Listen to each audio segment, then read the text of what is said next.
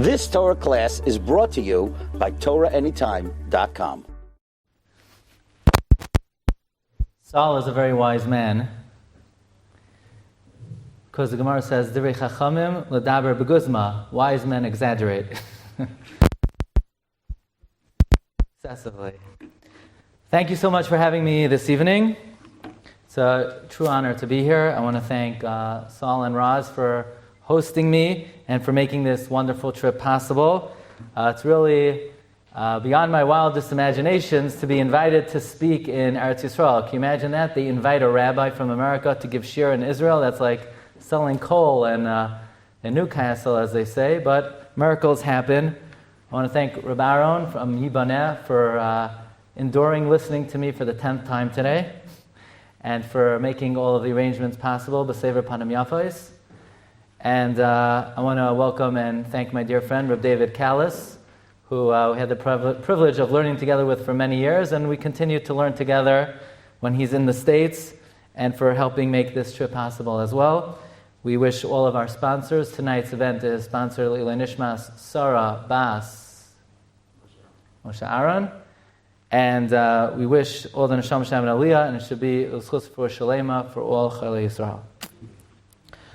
Okay, this is what I consider maybe one of my most sophisticated and complex shiurim, so just brace yourselves. If there's something I say that you don't quite get, or if there's a word that I use, say, Rabbi, just translate. Let's just cut straight to the chase. Here we are in Yerushalayim. Yerushalayim is the center of the universe. It's the heart of the world. In fact, I read in 1967, the mayor wanted to preserve the ancient charm of Yerushalayim, and therefore he continued to have the streets of Yerushalayim, so to speak, intertwined and twisted, as is the ancient character of the city. But what he didn't realize is it has to be that way, because Yerushalayim is the heart of the universe. And in the heart, there are arteries and veins that are twisted and contorted, and Yerushalayim, being the Leiv Ha'olam, similarly reflects that characteristic. Interestingly, every night of the year when we daven Marav, we conclude the final bracha, Baruch Atah Hashem, Shomer Amo Yisroel La'ad. He guards his nation forever. And interestingly, the night of Shabbos, we say as follows, take a look on your sheets, Ufrois Aleinu Sukkah Shleimecha. Spread upon us your canopy of peace, Baruch Atah Hashem. HaPoirei Sukkah Shalom Aleinu, you spread your canopy of peace upon us. V'al kol amo Yisrael, and upon all the Jewish people. V'al Yerushalayim, and over Jerusalem. Sorry, I can't help myself. V'al Yerushalayim, and over the city of Yerushalayim. As the Gemara says, Yerushalayim man dachar shmei. Why are we talking about Yerushalayim? Why are we saying God spreads His canopy of peace over Yerushalayim? It's not Jerusalem Day.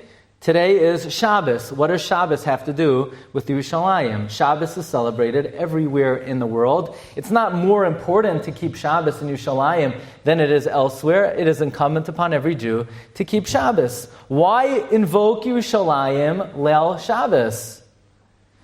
We don't mention it other nights of the year. We don't say Shomer Amo Yisrael La'ad V'al Yerushalayim during the weekday. Why invoke Yerushalayim the night of Shabbos?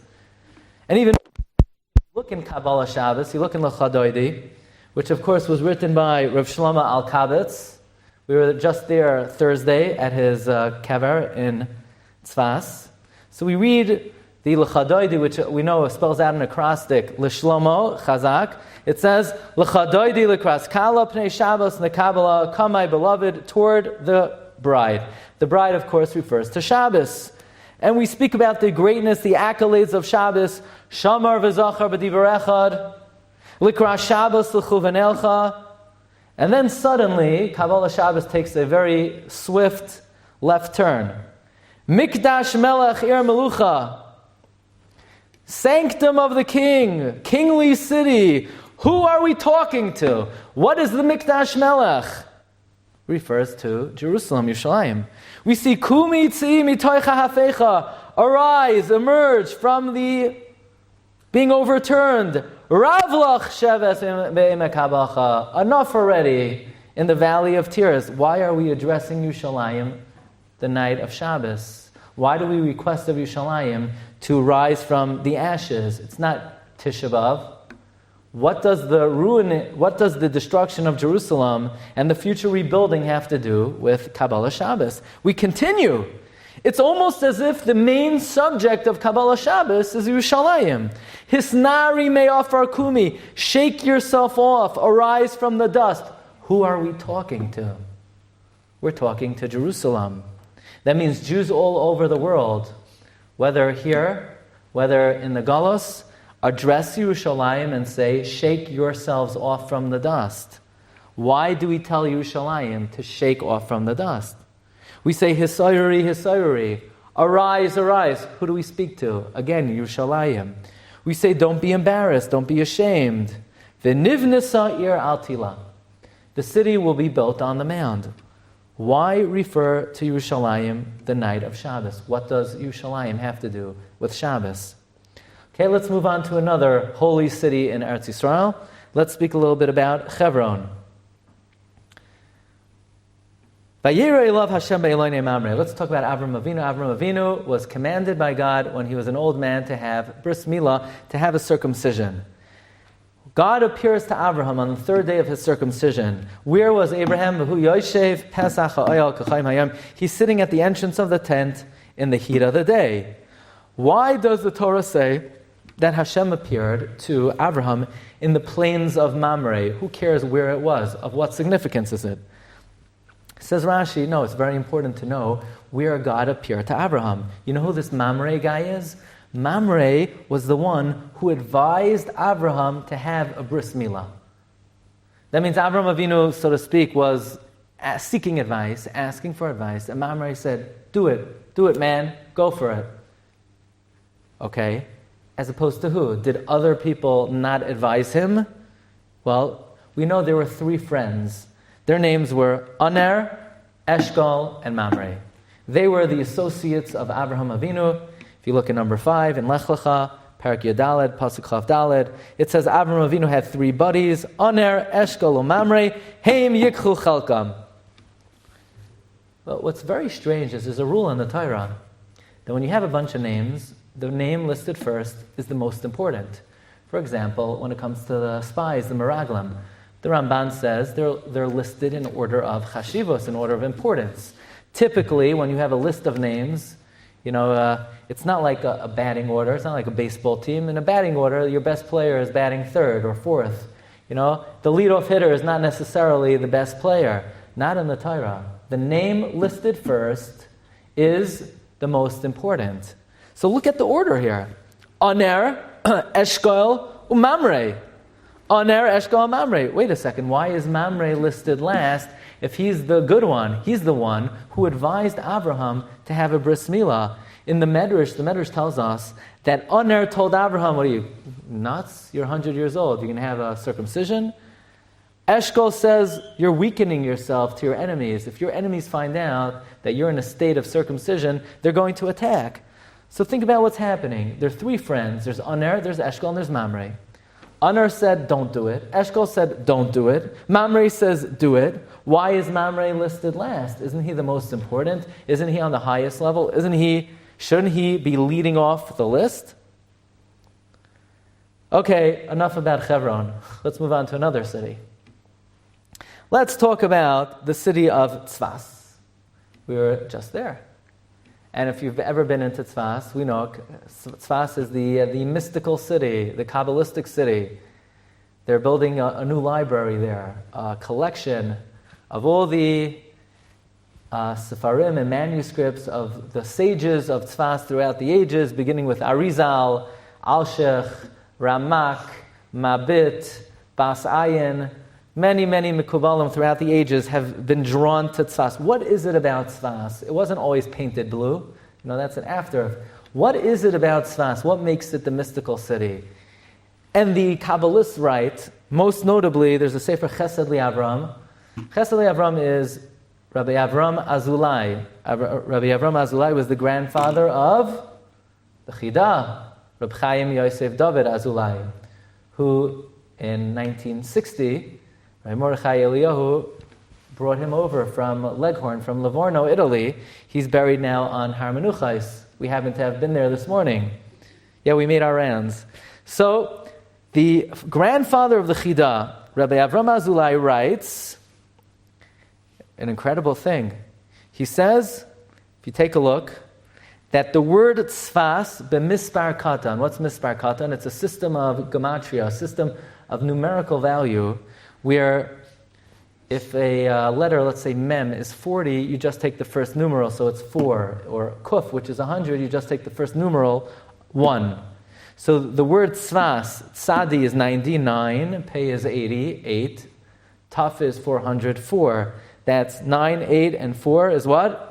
21. With the word itself, there's another system called imakoilel. With the word itself, 22. Tzvas corresponds to all 22 letters of the aleph base. Okay, so you're not convinced yet. Says the Chesed Avram, lirmais, to allude on the third line, number 8. Shetzvas muchenes umizumenes, that tzvas is more predisposed and inclined lahasik ba soid oimka shel Torah, to appreciate the secrets of Torah. In other words, if you are a Kabbalist, or an aspiring Kabbalist, or if you moonlight as a Kabbalist, or if you dabble in Kabbalah, and you're looking for a good city to live in, to be able to fully probe the depths of Kabbalistic secrets, you need to live in Tzfas. Why? Ein avir zach b'chol Eretz Yisroel ka'avir Tzfas. There is nowhere where the air is pure. Says the Chesed Avram, in fact, the air there is so pure that one who passes away in Tzfas, their soul goes to Gan Eden much quicker. The upshot is that there is no city in the world, and there's no city in the land of Israel, that is more misugal, which is more predisposed to be able to learn Kabbalah than the city of Tzfas.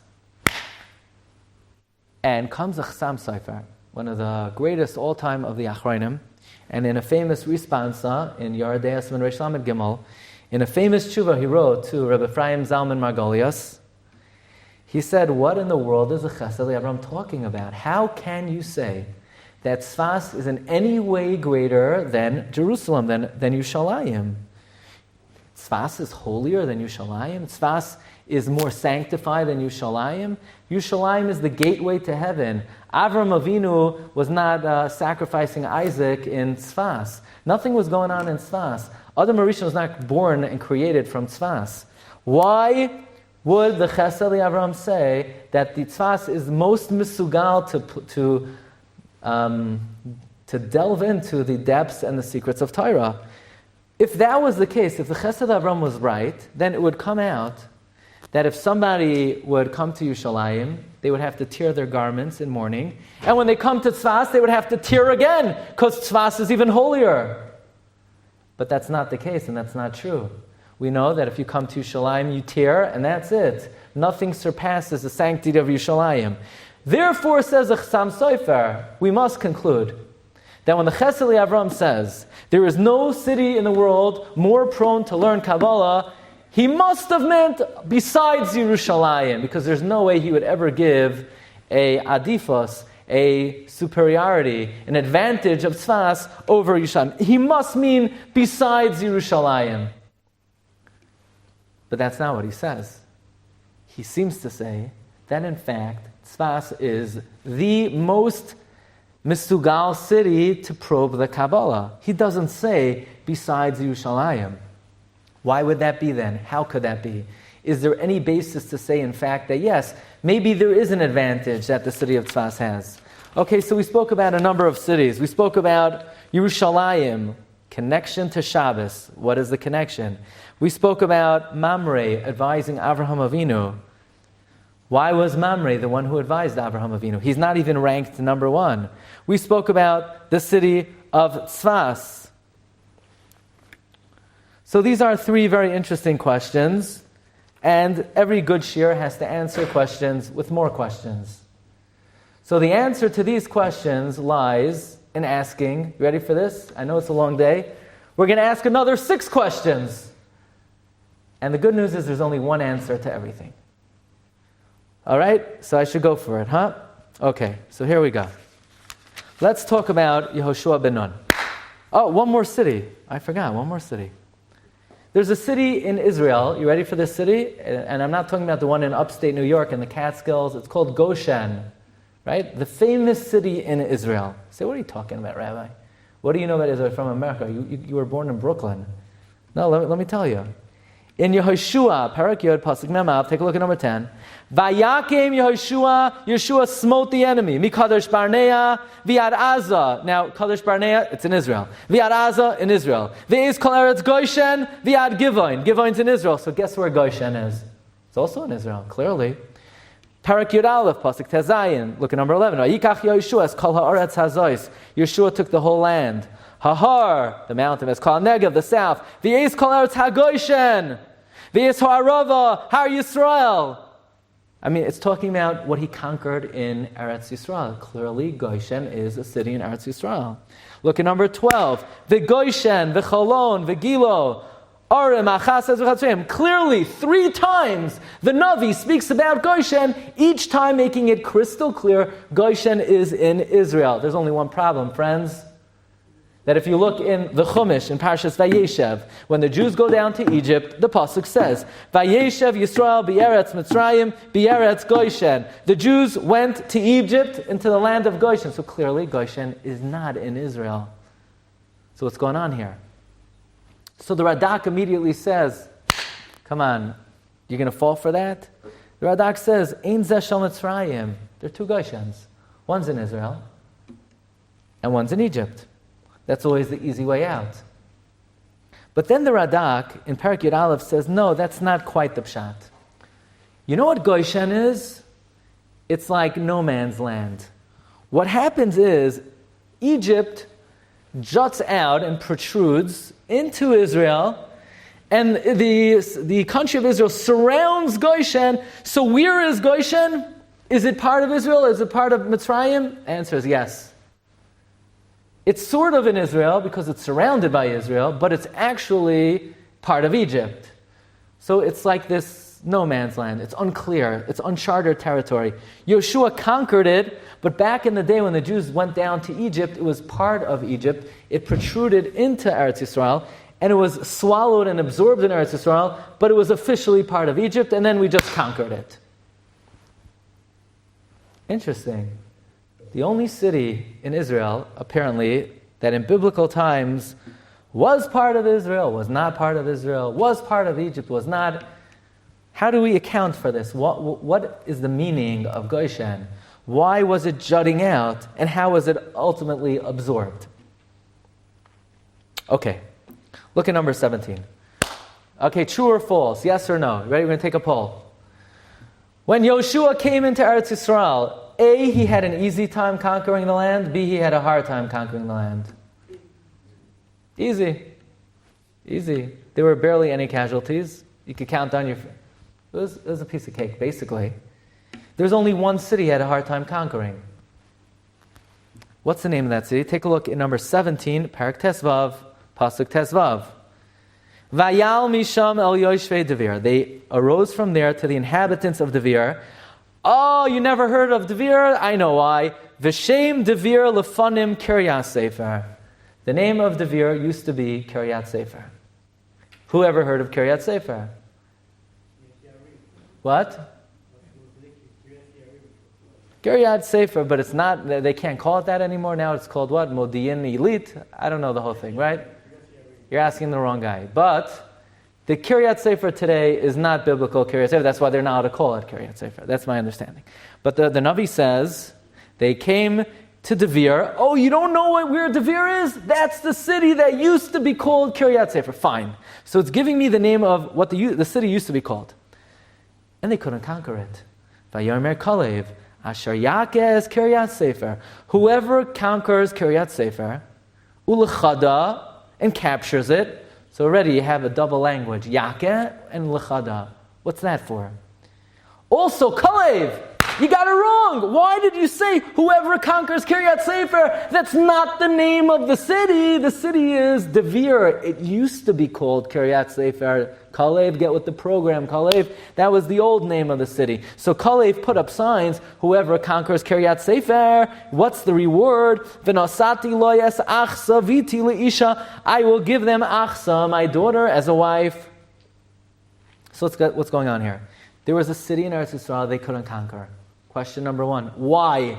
Why is this the only city in Israel they couldn't conquer? Question number two, why does Kalev say Yakeh and Lechada? Number three, if the city's name used to be called Kiryat Sefer, why is Kalev calling it Kiryat Sefer? It should say Vayomer Kalev Asher Yakeh Devir. Devir is the current name of the city. Why does he refer to the old name of the city? And what's Kalev thinking? I mean, is that a good idea? You have a daughter. Now, it could be the guy who's going to conquer Kiryat Sefer is a really nice guy. It could be he's a terrific guy. But is that for sure the person that you want to just give your daughter to? The guy who blows up Kiryat Sefer and conquers it? Oh, he's the right guy for my daughter? Why was Kalev so sure that whoever conquers Kiryat Sefer will get Achsa, will be given Achsa, his daughter, as a wife? And who conquers Kiryat Sefer? Vayilkada Asniel ben Kenaz. A man by the name of Asniel ben Kenaz conquers it. Achi Kalev, Kalev's brother. You know, luckily he kept it in the family. Vayiten loy es Achsa vitai leisha, and he gave him Achsa, his daughter, as a wife. Interesting. Comes the Gemara Masechta Tmura on Daf Tezayin. And the Gemara says, you got the whole story wrong. That's not what happened. Kalev never made an announcement, whoever conquers Kiryat Sefer will be given Achsa, my daughter. You know what happened? What happened was, as Moshe Rabbeinu, was number 18, was about to die, Moshe says to Yeshua, Yeshua, last chance, ask me anything you want. So Yeshua says, what do you think I've been doing for the last 40 years? I've been sitting by your feet. I've been serving you. Yeshua would come, set up the Beis HaMedrash. Yeshua was the faithful attendant of Moshe Rabbeinu. Yeshua says, I have no questions. Whatever I wanted to ask you, I've asked you over the last 40 years. God was unhappy with Yeshua's response, as if Yeshua already knew everything. Says the Gemara, at that moment, Yeshua forgot 300 halachos. And he had an additional 700 halachic questions. And guess what the people wanted to do to Yehoshua? They came to Yeshua, he said, Yeshua, you're worthless. I mean, what's the job of a rabbi? Rabbi's not a social director. Rabbi's a Talmud Chacham. You don't know the Torah? They wanted to kill him, the Gemara says. So Yeshua said to God, God, this is not a good situation. So Hashem says, what do you want me to do? Tell you the halachos? I can't tell it to you. Go distract them. Go tell them we're conquering Israel. We have to be busy in war. So Yeshua said, guys, relax. We don't have time for the learning now. We're going to go conquer Israel. We'll deal with my lack of knowledge later. That's the story. So in fact, the Gemara says, they didn't have a hard time conquering Kiryat Sefer. In fact, there is no place Kiryat Sefer. What happened was, they forgot 300 halachos. And Kalev said, whoever conquers Kiryat Sefer, i.e. meaning, whoever reminds us of the 300 halachos that were forgotten when Moshe Rabbeinu died, I will give them my daughter Achsa as a wife. Asniel ben Kenaz was able to remind them the 300 halachos. So listen to what's going on. You have what the Navi says, and you have what the Gemara says, and they seem to be at odds. The Navi says there's a military story here. They had a hard time conquering a city, they couldn't conquer it. So Kalev makes an announcement, whoever conquers the city, here's my daughter. And Asniel ben Kenaz conquers the city of Kiryat Sefer. That's what the Navi says. Come Chazal in the Gemara says, that's not what happened. What happened was, when Yehoshua took over for Moshe, he forgot 300 halachos. And people were devastated. So Kalev came and said, whoever reminds us the 300 halachos, here is Achsa as a wife. And Asniel ben Kenaz reminded them the halachos. So the question is, friends, how could the pasuk be so disparate with what the Gemara says? How could they be so diametrically different? Here the Navi says one story and the Gemara says a different story. How do you reconcile this? By the way, these are all the questions of the Sefer Arvei Nachal. Arvei Nachal was written by Reb David Eibeshitz, no relation to Rabbi Yonasan Eibeshitz. He is the author of Levushe Surad on Shulchan Aruch. So if you open up any Shulchan Aruch, so the main commentary on Orach Chaim is the Magen Avram. On the Magen Avram, you have a super commentary called Levushe Surad. The Levushe Surad wrote the Sefer Arvei Nachal. The Arvei Nachal is buried in Sfas, right next to the Bas Ayin, in a cave. We were also there. Okay. What's going on over here? So the following idea, which is really the heart and soul of tonight's Shiur, comes from many sources say the same idea. And it comes from Rav Pinchas Karatzer, one of the original Balei Chasidus. Comes from the Divrei Yecheskel. It comes from the Arvei Nachal. It comes from Rabbi Yitzchak of Barditchev. And the idea goes as follows. One more question. So I think we're up to something like 8 or 9. We'll answer them all, don't worry. Sefer Yehoshua, look at number 20. Vayishlachem Yehoshua. Yehoshua sent them out. Vayelchu el hamarav. He went to the ambush. Vayeshvu bein Beisel uvein Ai. He settled between Beisel and Ai. Miyam la'ai, west of Ai. Vayolon Yehoshua balaylo hahu. He slept on that night. Okay, he slept on that night. As opposed to what? What do you want him to do? Stay up all night? Is it really that noteworthy that we need to record for all posterity that night Yehoshua slept? I would also like to sleep. Everyone wants to sleep. Everyone sleeps every night. What's the Navi saying? So the Gemara says, no, Vayolan Sham Yehoshua meant Shalon. Look at number 21, the Gemara Megillah, Ba'oimka Shel Halacha. He delved. Lan means to lodge. To sleep meaning to dig deep down into the halacha. Basically, what was Yehoshua doing the night before the battle? He was learning Torah. What do you call a general who the night before a big battle is learning Torah? Negligent. Why is Yehoshua learning the night before the battle? Why is he not strategizing? Why is he not preparing? Comes the Imrei Pinchas, number 22, the Divrei Yecheskel, number 23, Arvei Nachal, Rabbi Yitzchak of Barditchev, and this is all based on the idea of the Maggid of Mezrich. And the idea is that we know God created the world with the Torah. Istakel ba'iraiso bara'ama. God looked into the Torah and He created the world. The Torah is the blueprint of the world, the architectural plan of the world. Just give you an example. Many commentaries wonder, one of the most important concepts in Judaism, Olam Haba, the world to come. Guess how many times the Chumash talks about Olam Haba? 0. Doesn't talk about Olam Haba. Why is it not in the Chumash? Oh, Rav Aaron Kotler says very simply, the Chumash is the architectural plans of the universe. Whatever is in the open text will be in the open reality. God doesn't want anyone to see Olam Haba, that says in Tehillim, Ayin lo ra'asa elokim zulasecha. Nobody could see Olam Haba.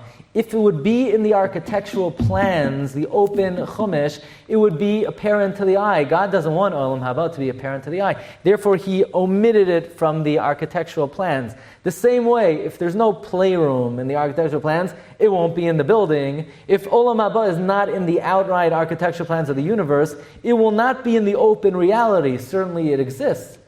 It exists in a certain hidden reality. It's ayin lo ra'asa elokim zulasecha. But be it as it may, God created the world with the Torah. But more than the whole world, there is a very strong connection between the Torah and Eretz Yisroel. In fact, if we could give an analogy, we could say that a Sefer Torah, Mishnayos, Shas, is spread out all over Israel. Each part of Torah corresponds to a different city, area, region of Eretz Yisrael. Each city has a specific miktsaya, a specific area of Torah that it is connected to. And the way that city or area is conquered is by learning and mastering that part of Torah. You then are able to gain control over that part of Eretz Yisrael. The night before a battle, what do you think Yehoshua was learning, says the Maggid? Yehoshua, in his great wisdom, was privy to which part of Torah corresponds to that particular city. And therefore, what Yehoshua did was, he went into Jericho, he went to Yericho. The night before, he learned the area of Torah that corresponds to Yericho. Once he mastered that, the walls crumbled. And then he comes to the city of Ai, and Ai is captured. And that is why Yehoshua had a very easy time conquering Eretz Yisrael. So why did he have such a hard time when he got to Kiryat Sefer? The answer is, what chelek of Torah do you think corresponded to the city of Kiryat Sefer? This is where the words of the Navi and the words of the Gemara fit together like a glove. It's the same thing. You know why Yehoshua had a difficult time conquering Kiryat Sefer? Because the portion of Torah that corresponded to Kiryat Sefer were the 300 halachos that were forgotten during the morning of Moshe. And because they forgot those 300 halachos, there was no way to conquer the city. It was impenetrable. How are you going to conquer the city if the architectural plans and the guidebook and the manual is not within reach? And therefore Kalev said one thing, which is two things. Whoever reminds us of the 300 halachos will thereby conquer Kiryat Sefer, and that's the guy I'm going to give Achsa, my daughter, as a wife. So it's not that the Navi is saying one thing and the Gemara is saying something else. The Gemara is telling you the behind the scenes. Kalev says whoever conquers the city. How are you going to conquer the city? You have to master that specific area of Torah that corresponds to the city of Kiryat Sefer. And if you look carefully at the pasuk, it reads like a glove. We asked, why does it say it says the name of the city previously was Kiryat Sefer? Why did Kalev say whoever smites Kiryat Sefer? He should say whoever smites Devir. Because we translated the word wrong. We translated the word lefanim as previously. Is that what lefanim means? What does lefanim mean in Lashon HaKodesh? Lefanim, pinim. What does pinim mean? On the inside. The name of the city is Devir. Of course, that's the name of the city. But what is the internal mechanism of the city? What is the inside of the city? The name of the city of Devir on the inside is Kiryat Sefer, meaning if you want to really conquer it, get to the root of the matter, you have to master the Kiryat Sefer, the 300 halachos. So therefore, Kalev was a smart man. He knew that if he's going to ask someone merely to conquer Devir, it's going to be just, grasping at straws. He said, I need someone to get to the root of the matter. Kiryat Sefer ulechada. That's the guy for my daughter.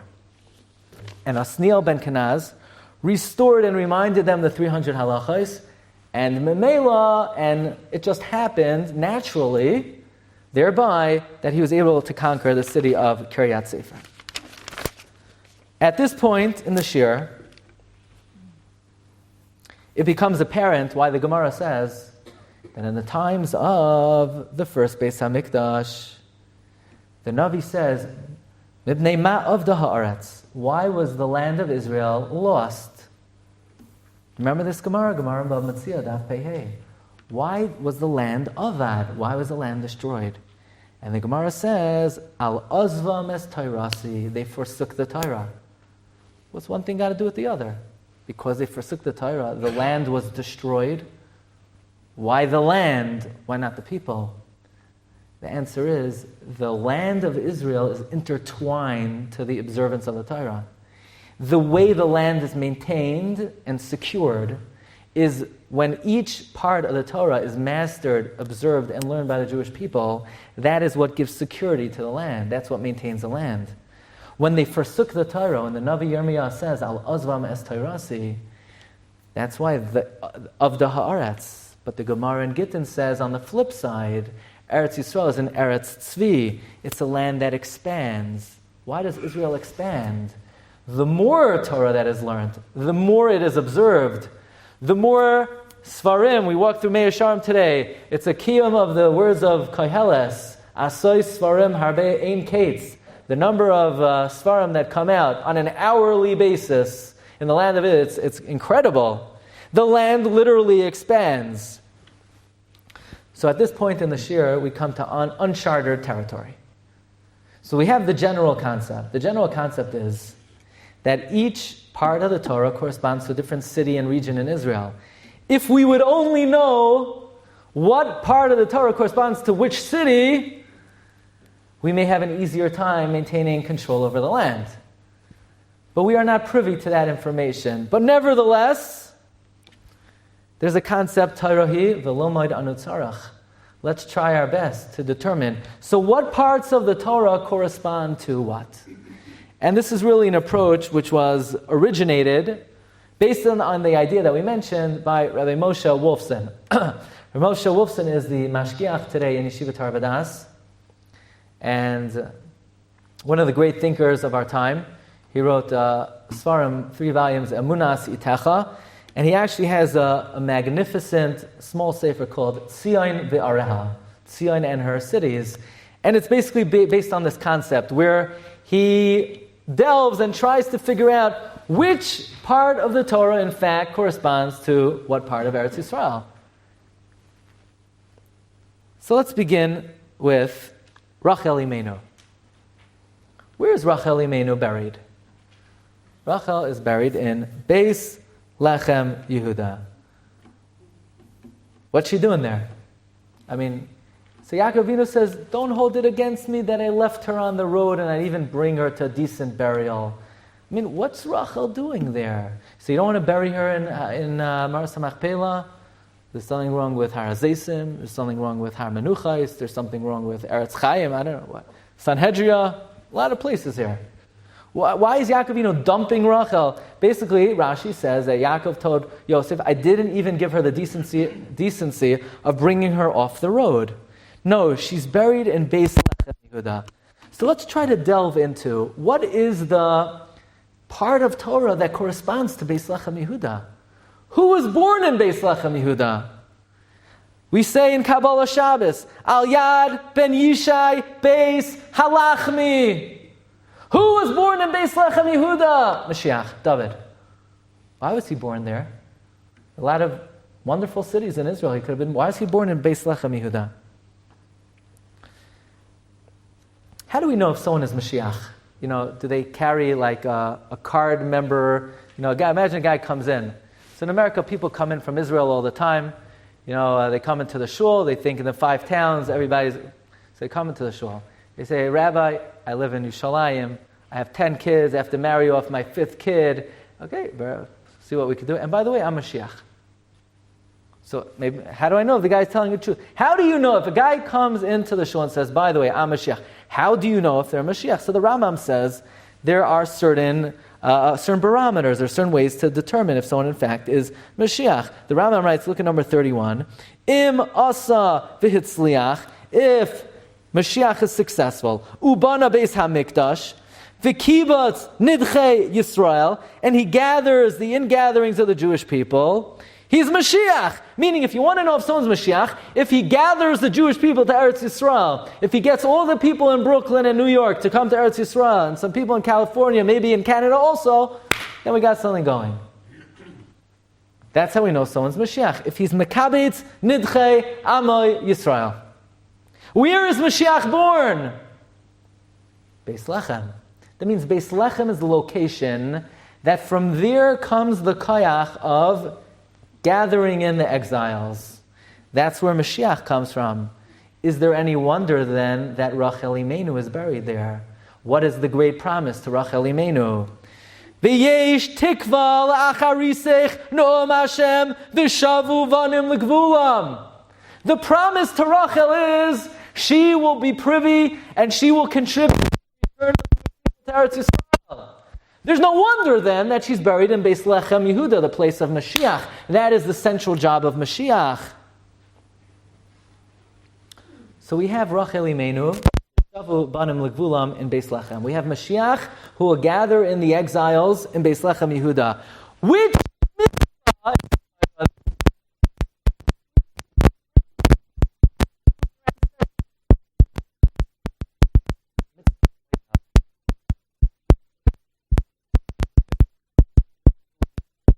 somebody sold land and the owner of the land returns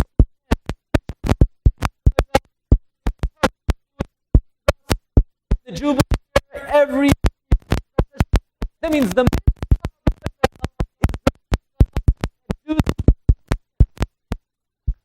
so what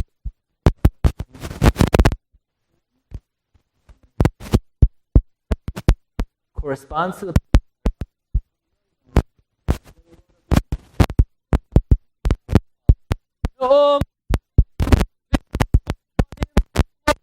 you take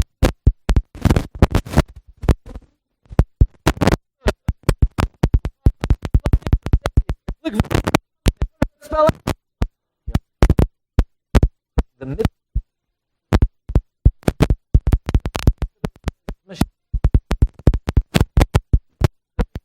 of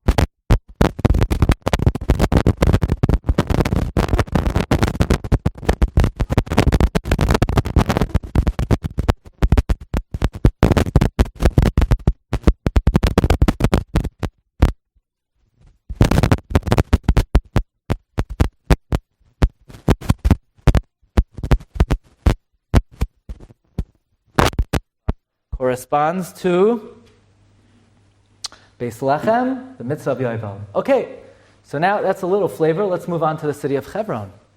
Very interesting. Avraham Avinu is told about the mitzvah of bris milah. And in the context of the mitzvah of bris milah, take a look at number 40. This is very interesting.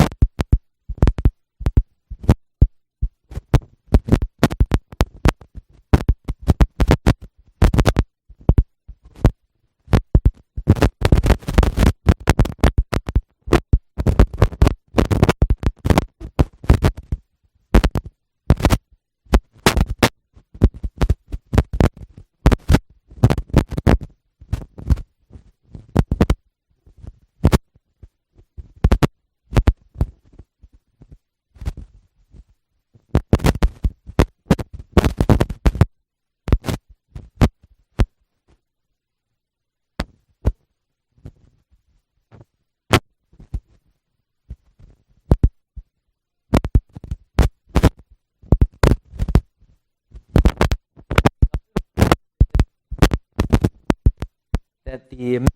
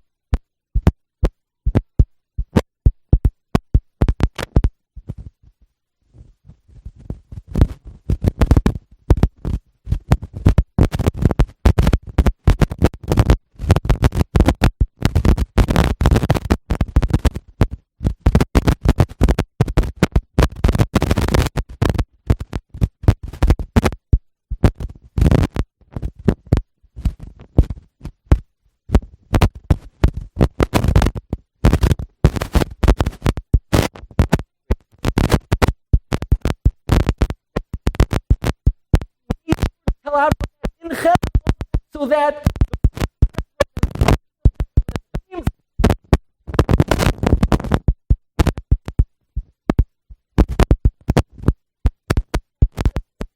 and by the way, from here we see a very interesting principle that if God gives a prophecy, it comes to fruition in the exact same place where the prophecy is said. Meaning, not only if Hashem says something is going to happen, will it happen? It will happen in the place that it's prophesied.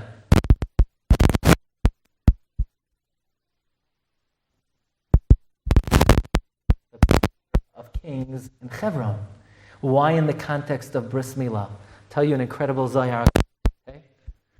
The Zayar says that when the brothers encountered Yosef, they said, "What? You're Yosef?" So he says, close. Vayagesh loy. What does Rashi say? He showed them that he had Bris Milah. So what's the exchange over here? What's going on over here? The Zayar says,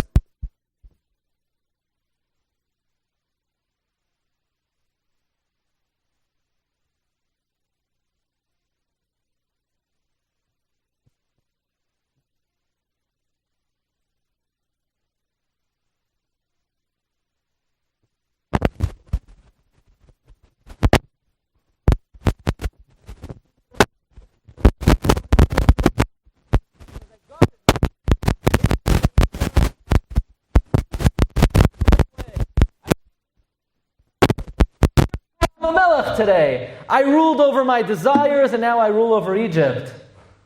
The proof is, says the Zayar, the night Rus came to lie by Boaz. He was tempted. But he said, "No, I'm not touching you. Shichvi ara boiker." And he overcame his temptations. And Hashem said, "Oh, you're like Yosef HaTzadik. Kings are coming from you, pal." Yosef was zocha to Melucha. Boaz was zocha to Melucha because they guarded the bris. Therefore Hashem says to Avraham in the context of Bris Milah, you keep this, Melachim mimecha yetzeyu. Kings are going to come from you. Which mitzvah in the Torah corresponds to Hebron? Bris Milah. That's why God told Abraham about the bris in Hebron. That's why all kings were anointed in Hebron. Because Hebron is a city of Bris Milah, and the merit of preserving the bris, one is Zocha to Melucha. Hebron is a city of Bris Milah. So now let's just tweak the idea.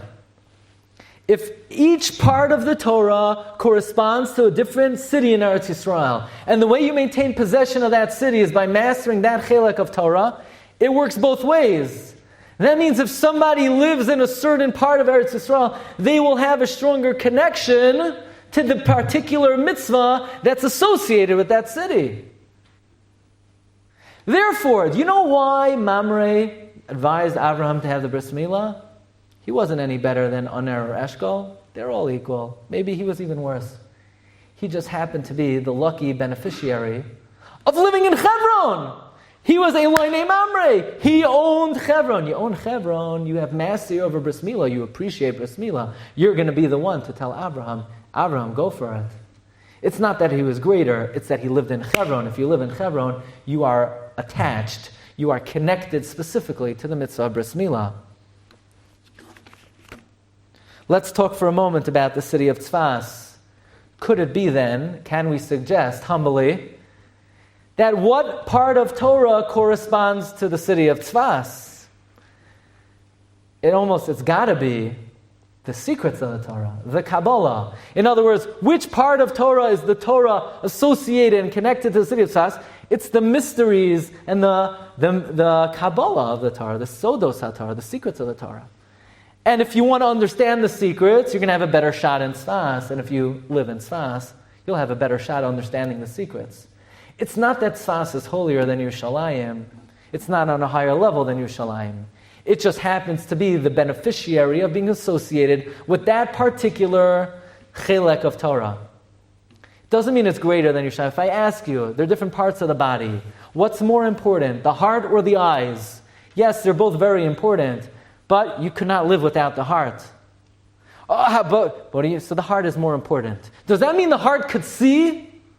The heart can't see, but it's still more important than the eyes. It's just the central organ. Tzfas is a holy city. It's not as holy as Yerushalayim. It is the particularly connected specifically to that branch of Torah wisdom. Okay, we're almost there. Let's talk about Goshen. What in the world is Goshen? So it's interesting. Goshen is like part of Israel. It's not part of Israel. It juts out of Mitzrayim, but it's absorbed into Israel. You know, there's 613 mitzvos in the Torah. How many mitzvos d'Rabbanan? 7. A total of 620. If you count the letters in the Aseret HaDibros, how many letters in the Aseret HaDibros? The Baal HaTurim says there's 620 letters in the Aseret HaDibros. 613 until the final 7 letters, Asher L'Reyecha. The first 613 letters correspond to the 613 mitzvos, the Iraisa, biblical mitzvahs. The 7 last letters, Asher L'Reyecha, your friends are the rabbis. They're trying to help you. They enacted mitzvos as safeguards. The last 7 letters of Baal HaTurim says corresponds to the Sheva mitzvos Rabbanan. In fact, the Chassam Sofer writes, or remez, Asher L'Reyecha. You know what the Sheva mitzvos Rabbanan are? Aleph is Avelos. Shin is Simchas Chasan V'Kala, Sheva brachos. Reish is Rechitza Netilas Yadayim. Lamed is Lechem, Pasakom. Reish, Reshuyos, Eruvim. Ayin is Amalek, Megillas Esther, and the final Chaf refers to Chanukah. The last mitzvah d'Rabbanan is Chanukah. Suggests Rav Moshe Wolfson. So you have 613 mitzvahs. Each mitzvah corresponds to a different part of Eretz Yisrael. Well, what corresponds to the 7 mitzvahs d'Rabbanan? Are d'Rabbanans d'Oraisa? Are they part of the Torah? Well, we have to observe them, but they're not d'Oraisa. The city of Goshen corresponds to the mitzvahs d'Rabbanan. What's the final mitzvah d'Rabbanan? Chanukah. Is there any wonder then that Goshen is introduced in Parshas Vayigash, the Parsha of Chanukah. Goishna is Rashi Tevois, Hey Gimel Nun and Shin. At least it works in Chutz La'aretz. So by now, let's see if we can figure out the grand finale. So the part of Torah that corresponds to Beis Lechem is the mitzvah of Yovel. The part of Torah that corresponds to Chevron is Bris Milah. The part of Torah that corresponds to Tzfas are the secrets of Torah. The 7 mitzvahs Rabbanon correspond to Goshen. So what is the mitzvah of Yerushalayim? Which part of Torah corresponds to Yerushalayim? We know we have 12 months a year. Each month is given to a different shevet. Shabbos, though, is not given to any specific shevet. Shabbos is the heritage of Yaakov Avinu. V'ha'achalticha nachlas Yaakov Avicha. The Gemara says, Kol ha'mis'aneg ala Shabbos. Anyone who delights in the Shabbos. Noisnin loy nachala b'li mitzarim. They give him unending boundaries. Shenemar oz tisaneg ala Hashem. V'hirkavticha abama se'aretz. V'hachalticha nachlas Yaakov Avicha ki pi Hashem diber. Shabbos is not divided. It belongs to Yaakov, to all of Klal Yisrael. Let's look at Eretz Yisrael.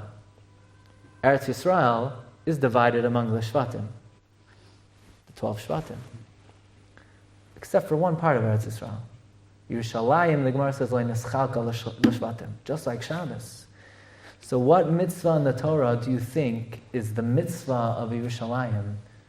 Yerushalayim in place is what Shabbos is in time. There's a concept in the Sefer HaYetzirah called Ashan, smoke. It's like this: Olam, Shana, Nefesh. That what there is in place, there is in time, there is in person, and they converge. For example, place, the holiest place on earth, is Kodesh HaKadoshim. The holiest day is Yom Kippur. The holiest person is Kohen Gadol. They all converge on Yom Kippur in the Kodesh HaKadoshim by the Kohen Gadol. What Yerushalayim is as a place, Shabbos is as a day. So when the great day of Shabbos comes, we specifically say, yes, Shabbos is the day of the week, but you know what place corresponds to today? Today is Hapoirei Sukkah Shalom Aleinu, V'al Kol Yisroel, V'al Yerushalayim. Shabbos is merely the day, it's Yerushalayim day. It's when the sanctity of Yerushalayim spreads to the 7th day of the week. It's the mitzvah that corresponds to Yerushalayim. And therefore we specifically pray, spread your canopy of peace upon us, and on Shabbos we add, and on Yerushalayim. And in L'chadoidi we make mention, restore the Beis HaMikdash. Don't be embarrassed, Yerushalayim. Today's your day. Today you will be rebuilt. How does God rebuild? Every Shabbos, God rebuilds Yerushalayim. A friend of mine mentioned to me, maybe that's why in Ritzei we say, V'hareinu Hashem, b'nechamas Tzion irecha, u'v'vinyan Yerushalayim. So, may we all merit to see the Yom Shekulei Shabbos, the Yom that's Yom Yerushalayim, the day, the era where the Kedushas Yerushalayim spreads, L'netzach Netzachim. I thank you so much for joining me tonight. Bracha v'hatzlacha, u're'ei b'tov Yerushalayim. Thank you so much.